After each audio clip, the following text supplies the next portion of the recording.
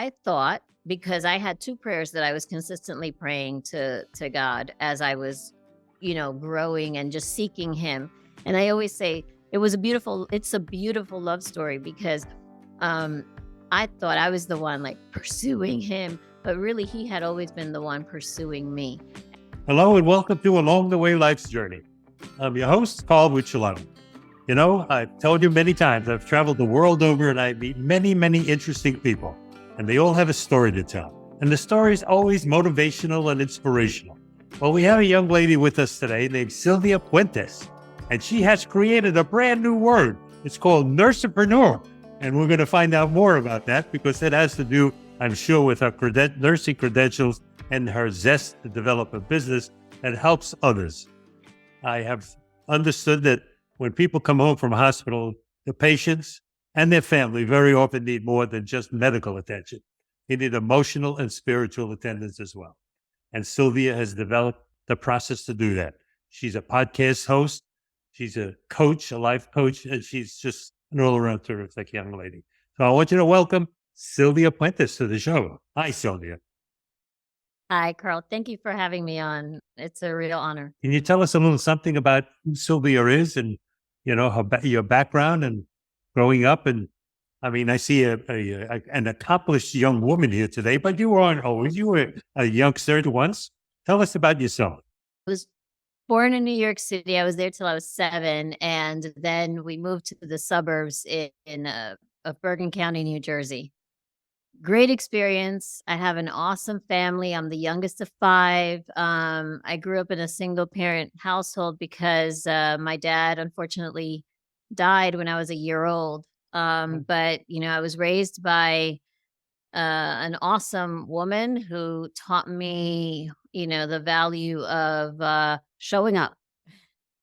The value of showing up and the value of making sure that I just went out and took hold of all the possibilities that were before me. There was nothing that I couldn't do, according to my mom. Terrific. So that's what she poured into us. And but I did not grow up with I did not grow up really in a Christian household. And but I had a praying grandmother who had a relationship versus religion with Jesus. Yeah. And she, at the age of 6, planted the seed in me of prayer and relationship. And she said, always seek God in your life. I listened, and I was fortunate enough, blessed to see her live that out, but I didn't necessarily embrace it for myself. And, he is faithful even when we're not. So Right. I had blessings in my life, good things happen, bad things happen. And the bad things that happened, I was convinced that he caused them to happen. That's basically kind of like what religion had sold me on, and culture too, and so I stayed off his radar as much as I could. And at the age of 40, my life got turned upside down, and I challenged God to show up in my life. And there began a beautiful love story between the Lord and me. And Wonderful. unbeknownst to me, he was doing a work in me. I kept asking him to show up. I needed to know that he was real in a way that I would never again question his existence. And about 6 months later, he sure did. He has I a way of had doing that, doesn't he? he When does, you least yeah, expect it. yeah. It's those When great you least loving hands that kind of pick you up when you need it the most. Yeah. So let me take you back, because you mentioned the nurse entrepreneur. So I was a nurse. At this point, when I challenged God to show up, I was in my 17th year of my nursing career. So I was a seasoned nurse at this time, and my career had been in the hospital, and working in hospital based positions. I did great in my career. And I always felt like I had this knowledge about my patients that I didn't understand where it came from, but I didn't divide them like sometimes or often the medical system does. You go to a neurologist, you go to a gastroenterologist, like Yeah. we're Right. divided into parts. I always see my patients as a whole person needing, the physical, the emotional, the mental, and the spiritual, right? But anyway, so when my life got turned upside down, I was in a point of transition, and I mean, I came to the end of myself. And sometimes that's necessary so Yes. that in our weakness he can Yes. show, right? Absolutely. Up until that moment, my reliance had been on myself. I can do it. I can do it. I can handle it for not only myself but for others. And when I challenged him to show up, um, I had no idea. I said to him, my husband at the time suddenly left, which it's not only about the relationship, but then fine it, all of these other things come to play. And I said to him, if you're really the good God that my grandmother said that you are, you have to show up for me. And 3 days later, Carl, I had my first private client. And it was something that I never envisioned myself as an entrepreneur. I never but I'm like, okay, I'll do this. And so as I'm working with this patient, I'm also in that process of now I'm calling out to God. I want to know that you're real. I want to know who you are. And that client passed away about a month later, and I was the one holding her hand. Oh, I was the only one there holding her hand, and I led her to the Lord that night. So, it was like he's just so amazing. But there began this entrepreneurship, and so her doctor took notice of my, and her family took notice, and her doctor started referring other patients to me. And that's how my private care I have. So the name of my company is ALMA Healthcare Services, and I service New York, New Jersey, and Connecticut. Um, and we go internationally. I have nurses, seasoned nurses who come to the home or wherever the patient may be to provide this one-on-one private care. And whatever the need may be, it's not only end of life, but whatever the need may be. Um, you know, uh, I think families are choosing now to have their loved ones at home if possible, or at home as long as possible. Right. And if they have the means, that's an amazing thing to do. And Carl, I mean, all of a sudden, and I can say I did my part because obviously I got up, I got dressed, and I went to work, and You I showed would say up. I showed up. Right, exactly. I showed up. But I cannot say that I did this on my own. God opened doors for me that I could never have imagined. I was taking care of people that I never imagined I would ever meet in my life. I'm talking about, you know, movie stars, and it was just. And the only reason I say that is because it doesn't matter who I was taking care of, but it's how big he goes for That's us, right. That's like right. he will put you in places that you never even imagined that you would get to. And that's just what he loves to do for all of his kids. That's his favor, and that's his nature. And so here I am. I'm doing this, and my head is spinning because I'm like, what is going on? That Has first to run week, to keep up, right? yeah, but I'm receiving it, and I'm like a baby in my walk. I'm still asking him, if you're real, I need to know that you're real. I need to see you. Like it has to be, you have to do something that I will never doubt that this was you. And so 6 months later, I have a face-to-face encounter with Jesus. Tell us about that. I was asleep, and I woke up. I was woken up. It was as if I somebody came up to me and opened my eyes, like parted my eyelids, and I woke up speaking in another language. And there was this force in my room that the walls in my room felt like they were going to explode. Hmm. And my first thought, and I share this because I don't like the enemy doesn't need notoriety. I won't make him famous, but I share this to expose who he is. Because the word says, my people perish for lack of knowledge. That's right. And one of the weapons that he uses, aside from having our mind twisted, right, is to make us think that he doesn't even exist. So I had no idea. I'm questioning whether God exists, and I'm really settled on the fact that Satan doesn't exist, right? So I thought, because I had two prayers that I was consistently praying to God as I was, growing and just seeking him.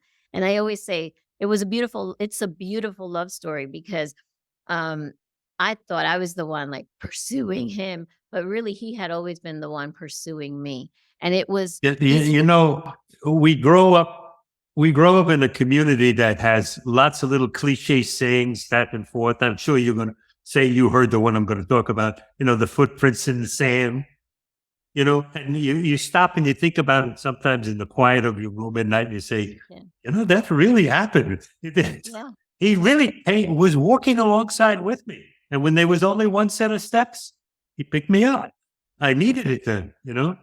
I know it happened in my life, and it sounds like it happened in yours. It happened in mine, and he actually revealed that to me because, again, as I said, I had been convinced that he caused all the bad things that happened, and he revealed it, starting with my dad, who didn't die of natural causes. He was murdered, and I grew up with that feeling of, I don't have a dad. I don't have a dad. Every whether it was school or when I got married or whatever, if my dad would have been here, what would, Yeah. so I was like looped. My mind was looped in this, trapped in this. So, so I would pray two prayers before I had this encounter. One was, if you're real, I need to know you. I cannot put myself back together this time. And it was almost like, Humpty Dumpty when he fell off the Great Wall and he was all shattered. That's what I felt like. Like I just couldn't do it this time. I had done it all the other times, so I thought, right? But I couldn't do it this time. And I was telling him, I need your help this time. And the other part was, and I share that if I'm going to be completely honest and transparent and sharing my story, is this was the one I wanted him to answer. I would say, take my life. I don't want to do this anymore. This is too hard. I felt like I just was failing all the time, trying hard all the time just to end up in failure. And the reality was my life was not a failure, but there was that missing piece. Yeah. And I said this to him. So I have two amazing, amazing children. And I said to him, I want you to do it, because I don't want my children to ever think that they weren't enough for me to want to stay. And I said, but if you do it, they can blame you. I mean, this thinking. And so when that force came into my room and I was woken up, I thought God finally had enough of my fresh mouth, and he sent Satan to kill me. And again, I want to pause here and say, Joyce Myers talks about the word talks about the renewal of the mind, right? And she has coined, like, there's a battlefield in the mind. Right. And the enemy had my mind so twisted that I would have that thought that God would send him to kill me. It's a crazy. That wasn't God planting that in your head. No, that was not God planting that in my head. That was the enemy. deceiver. Yeah.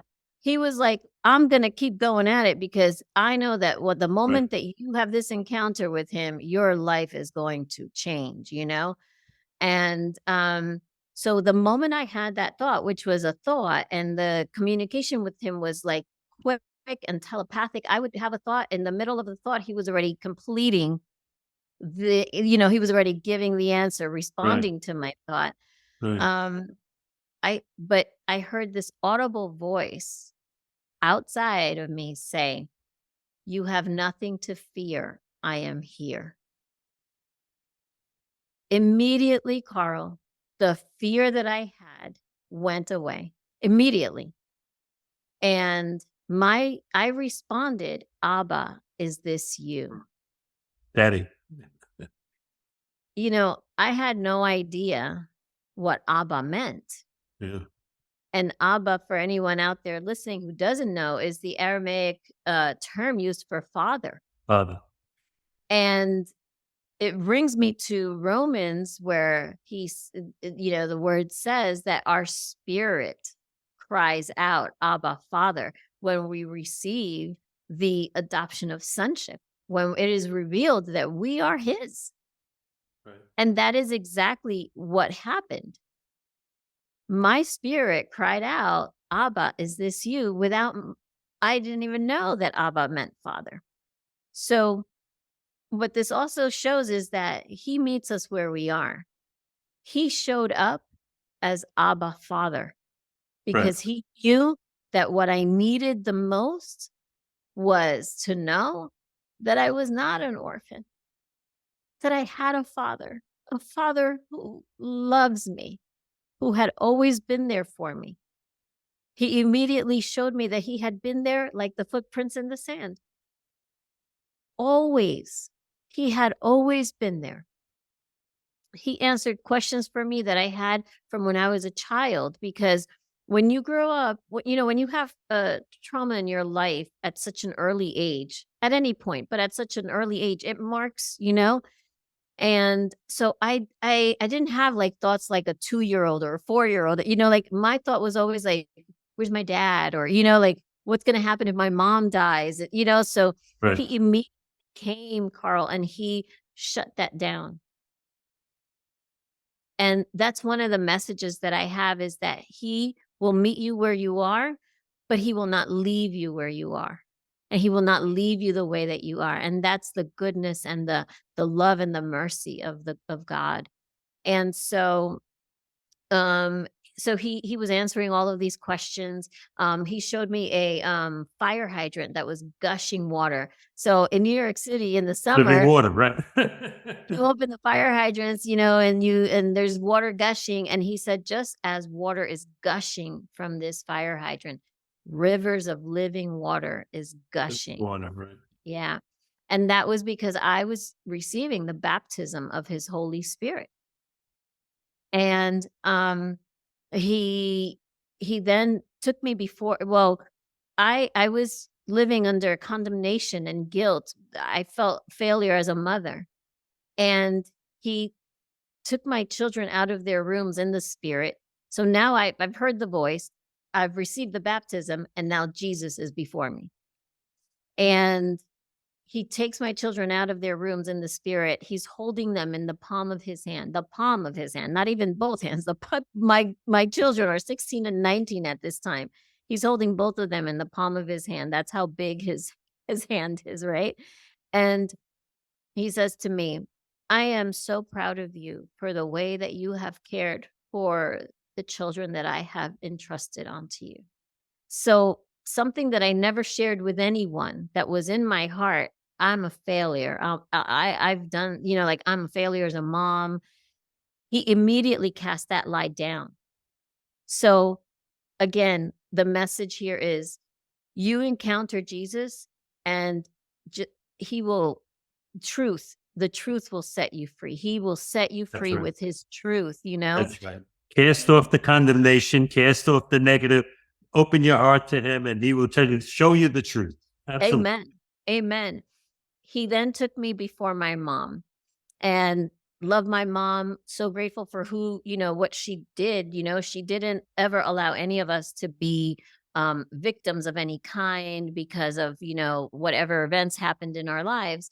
But like all relationships sometimes with our parents, we have these little things. And the Sure. reality is I wasn't even aware that there were these little things in my heart, right? And he took me before my mom and he said, "You must forgive."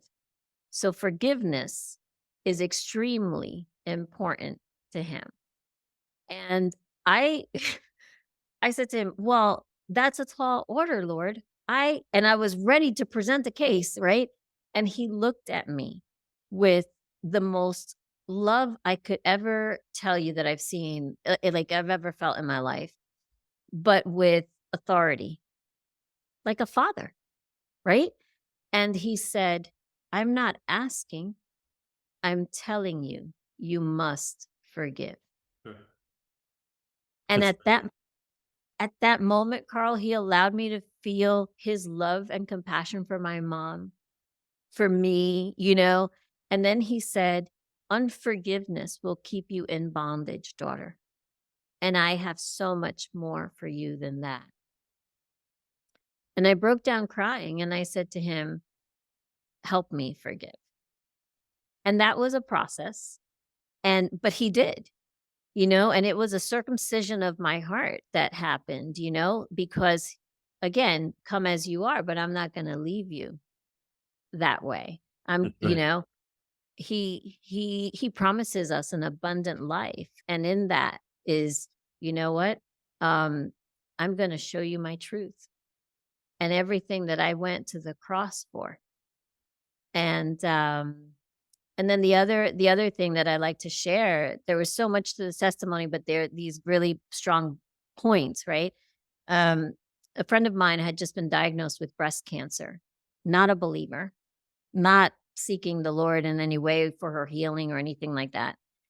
And he took me to her in the spirit, and we're standing before her, and he puts his right hand out.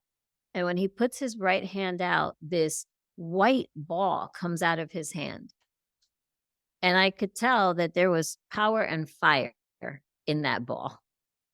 And he placed his hand over her breast because it was breast cancer that she had been diagnosed with. And all of a sudden, that fire, that white light consumed her body. And he said to me, "Tell her she is healed." And that was 8 years ago, Carl. And she has never again have they found cancer cells in her body. Amen. Wow. That's a tremendous testimony. That's wonderful. Yeah. That's wonderful. So I'm assuming you speak at the different groups and you tell your testimony and you let people know that open your heart and God will come in. And because you Absolutely. just spoke so eloquently, I'm sure that wasn't just for this old guy. You do that frequently. Um, yes, absolutely. I do speak at events. He's brought me to a new place where though I still have my nursing agency, I also am now mentoring and coaching women and helping them come out of that place, or just helping them walk their walk, and it's all biblically based. And I host the podcast Saved by Grace, where guests come on and they share their testimonies, their God stories. And the goal there is to help build faith, infuse hope to a hopeless heart, and also make him known for his true nature. That's Because right. just like I was, I was ignorant to who he was. There's so many people out there, whether it's because they don't know him, they don't believe in him, or because religion has uh, made it that you have to check this box and that box and that box in order to be received. And we love because he first loved us. Yeah, What he did on that cross was something that we can't ever imagine, but something that we are meant to receive. it's amazing to me. I speak to so many people on this show, and many have stories like yours. Many people are missionaries that go across the world. And one man told me recently he was in the Amazon and he was bringing relief to these people And they went to this village, and they took a longboat, and they went to this village, and the man there said to him, in the local dialect, he said to him, "How did you find me?" And he said, "Well, I was coming up the river." He says, "No, but how did you find me?"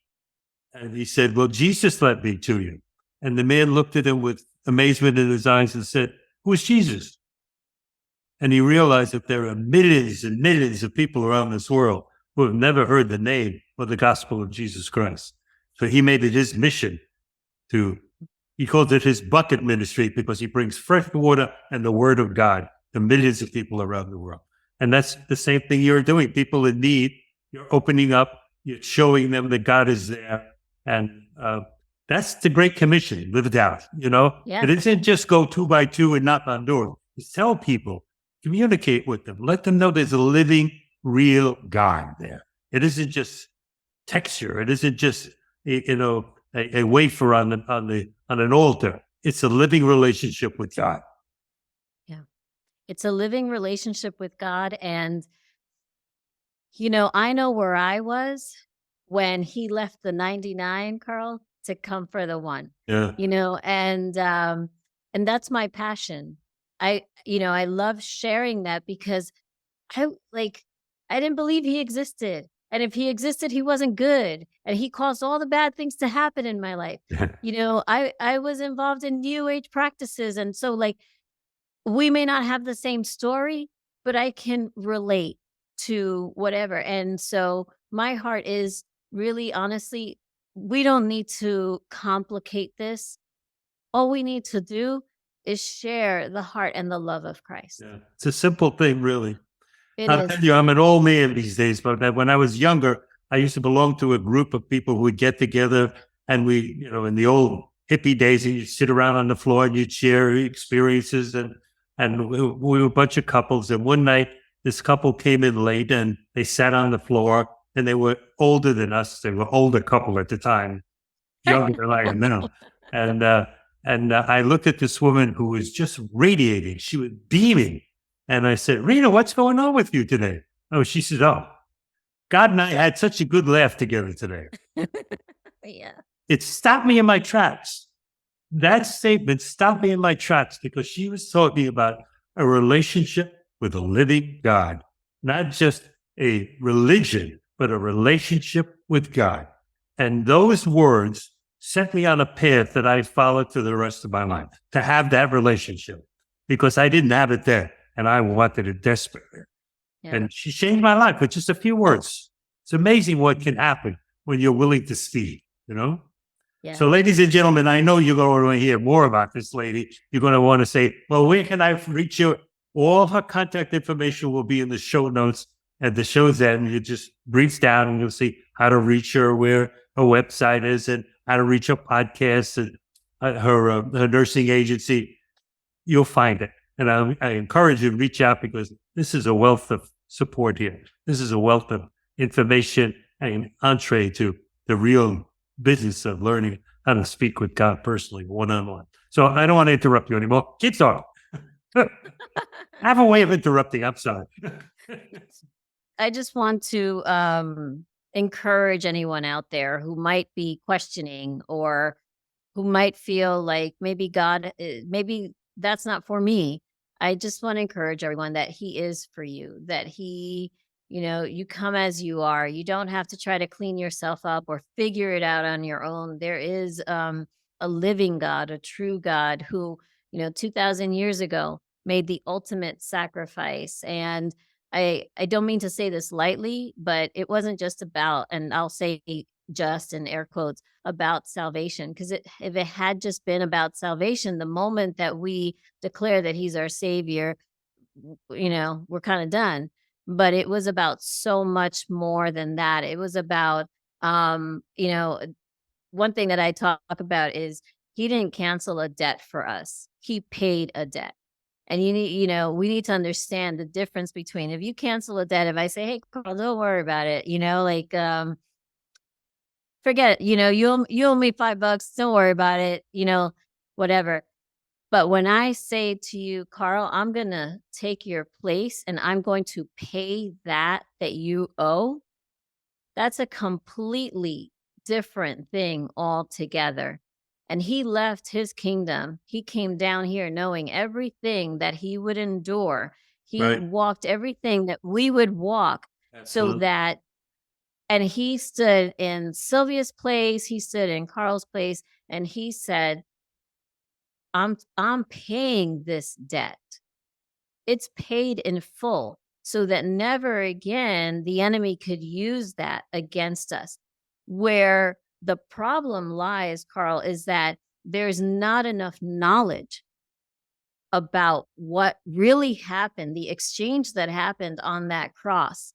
And when that is revealed, that's the game changer. And And the so, people like, who one of, hear it have to believe it. All too right? often, people think, well, I went to an altar call, I'm saved, I've given my life to God. And then they start feeling guilt about their sins. And they don't recognize that He's wiped those sins away. Mhm. He eliminated them in the hundreds and tens of hundreds, in the billions, for all of those that Mhm. were not only alive then, but to come. Every follower To that come. was to come, He wiped away every one of those sins. And for us to not live the fullest life we can in tribute to that, what a waste, what a shame. For Him to give us so much, such a handful of gold, and we waste it by pride, we waste it by eliminating the value of what that is. You say, oh, but it couldn't be for me. Of course it's for me. It's for every one of us individually. And this is the thing that really came to me once in my life, and I'll never forget it.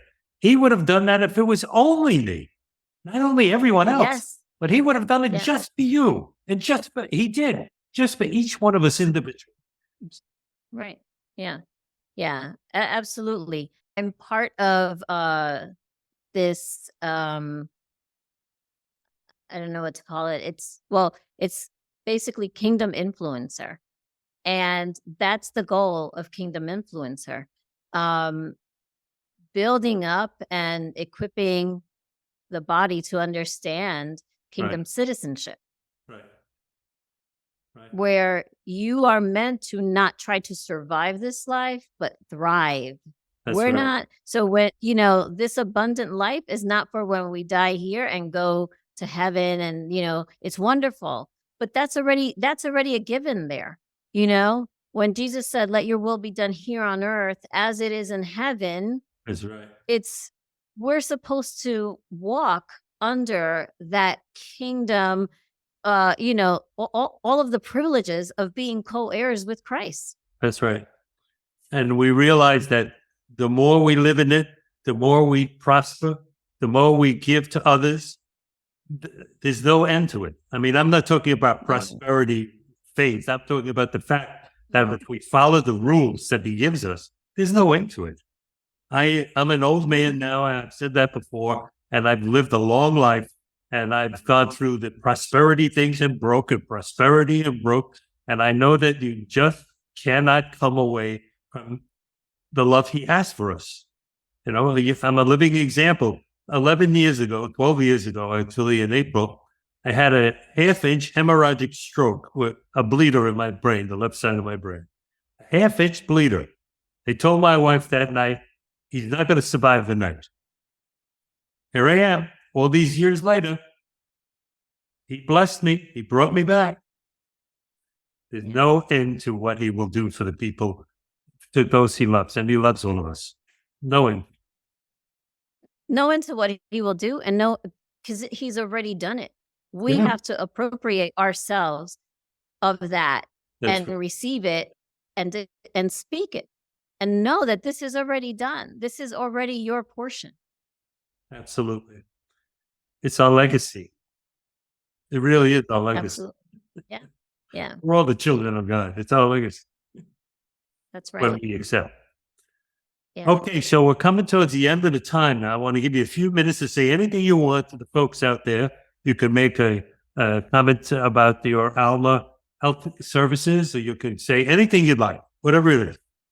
Regarding ALMA Healthcare Services, ALMA Healthcare Services functions under the kingdom principles of, He directs everything. He's the one that I go to. The Word is where I go to for my business strategies and all of that. His favor is upon everything that I do. And whether my patients and my nurses are believers or not, his spirit is there, and that's what's leading and guiding and touching and even opening doors that I couldn't possibly do on my own. But what I really want to leave you with is that, you know, we can get caught up in this world, and the house is great and the cars and all of these things are great. And I enjoy that, as well. However, the biggest inheritance that we could leave our children is to bring them to Jesus, is to teach them who Jesus is and plant that seed and water that seed. In Proverbs, it says, train a child up in the way he should go. And even when he is old, he will not depart from it. I'm so grateful that my grandmother planted that seed, even though I took 20 wrong turns, but God is the ultimate GPS and he'll reroute, right? I had a brother who was a believer and he watered that seed. Even though I rejected it over and over, he didn't give up. Like that lady that, you saw, and she had this radiance about her, and speaking, just sharing 2 or 3 words with you changed your life, Carl. That's right. Do not underestimate the power of planting the seed, watering the seed. You may not see the harvest, but that is the biggest inheritance that we could leave our children, and the biggest gift that we can give to the world. Pour out what he's poured into you and share the heart and the love of Christ. It's not complicated, but it's our first commission. And it feels so good. Yeah. It's great. Thank you so much for joining us today. Ladies and gentlemen, I hope this show was invigorating to you. I hope it was informational to you, but more than anything else, I hope it was inspiring to you. It certainly was for me. You've got 2 people talking about life, firsthand experiences with the living God. What else could there be in this world that could touch you more than that? So I remind you, we have a new show every other Wednesday. We bring on guests like Sylvia who share their experience, hoping that it will motivate and inspire you. And I also know that you have a story of your own. Everybody has their own story. You must tell it. No one can tell it like you can. Write it down. Share it with your friends, your family, the people that you know. Because when it's too late, it's too late. All that wisdom is gone. Make sure you share that wisdom. And I tell you what I tell you every week. This old timer from Brooklyn, blustery guy that I am, grab somebody in a bear hug today. Tell them you loved them. Because it may be the only time in their life they hear those words. Tell them you loved them, and God will smile upon you. Thank you so much. I love you, Sylvia. I love you, Carl. God bless. Bye-bye. Thank you. God bless. Bye-bye, guys.